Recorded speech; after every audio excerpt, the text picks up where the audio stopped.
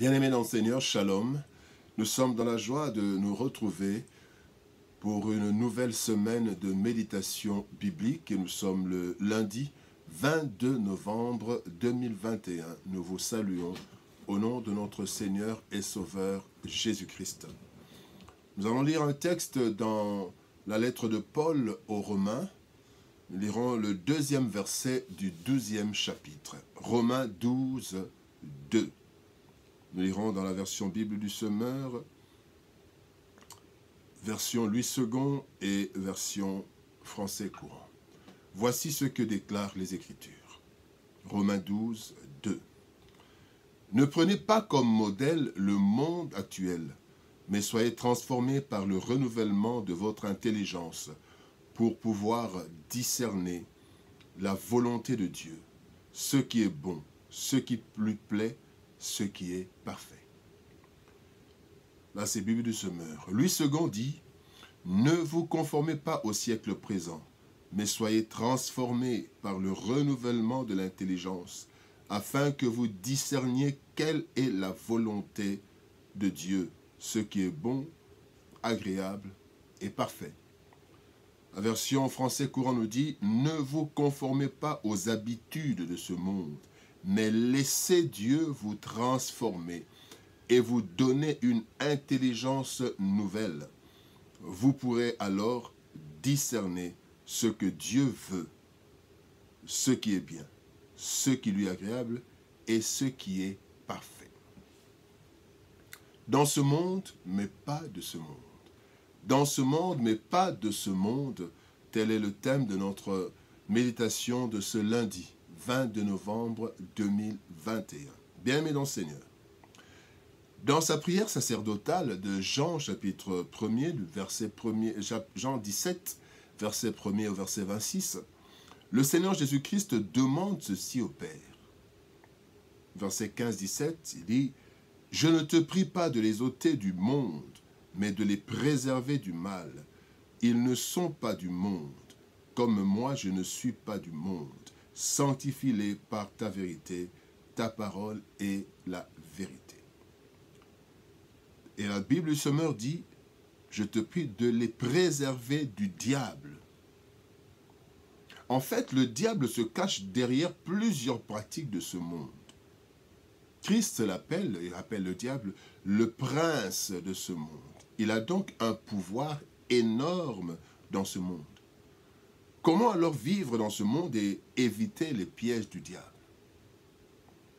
Le texte du jour nous donne un principe fondamental pour tout chrétien cherchant à plaire à Dieu et à être sauvé. Ne pas prendre le monde comme modèle.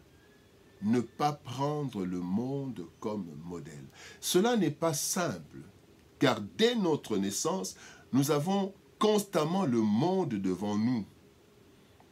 Et il nous influence et même il nous façonne ce monde. Voyons d'abord la première chose. Qu'est-ce que le monde? En fait, le monde est un mot à plusieurs significations. Mais en ce qui nous concerne, nous n'en retenons que deux, conformément à la Bible. Le monde, c'est l'ensemble des êtres humains.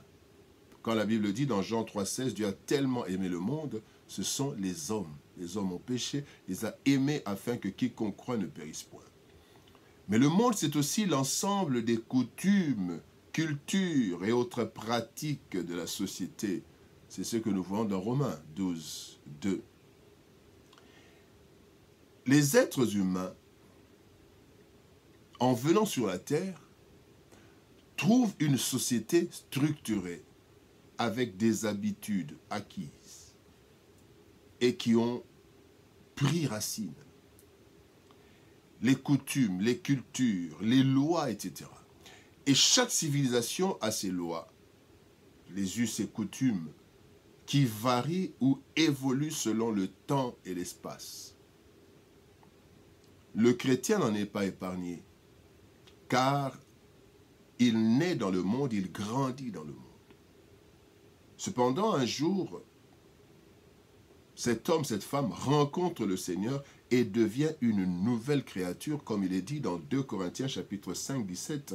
Ainsi, si quelqu'un est uni à Christ, il appartient à une nouvelle création. Les choses anciennes sont passées, voici les choses nouvelles sont venues. 2 Corinthiens 5, 17 dans la version Bible du Semeur. C'est à ce niveau que des luttes internes et externes commencent, car il y a parfois opposition entre la parole et les principes du monde. La parole de Dieu, les principes du monde sont parfois opposés. Et Dieu nous dit, ne vous conformez pas au siècle présent, ne prenez pas comme modèle le monde actuel.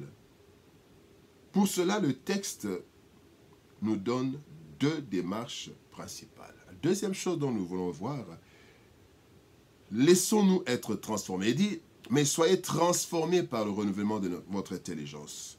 Et Français courant nous dit, laissez Dieu vous transformer. Bien-aimés, nous devons nous laisser transformer par le nouveau, notre nouvelle nature, par le chef de notre foi, Jésus-Christ, par Dieu.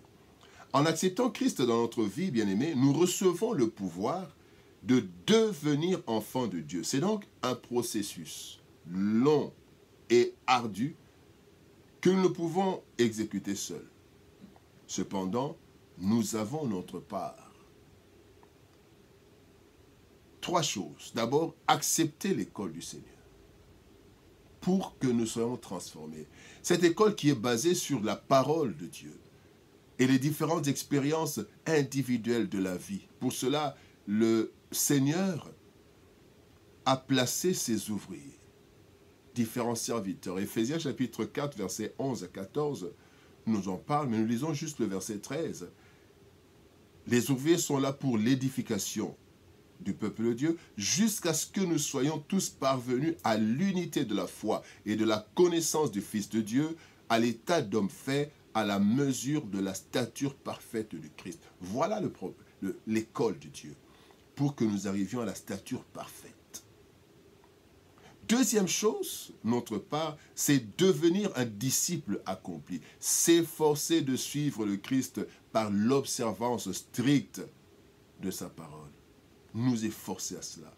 Et la troisième chose qui nous est demandée pour que nous soyons transformés, c'est laisser Dieu apporter toutes les transformations utiles dans notre vie.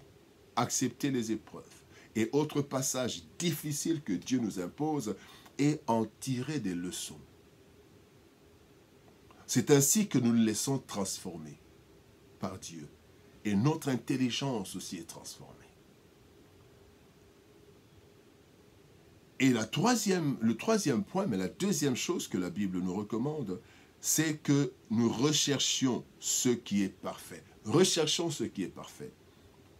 Il est dit que nous soyons renouvelés de l'intelligence pour pouvoir discerner la volonté de Dieu, ce qui est bon, ce qui lui plaît, ce qui est parfait.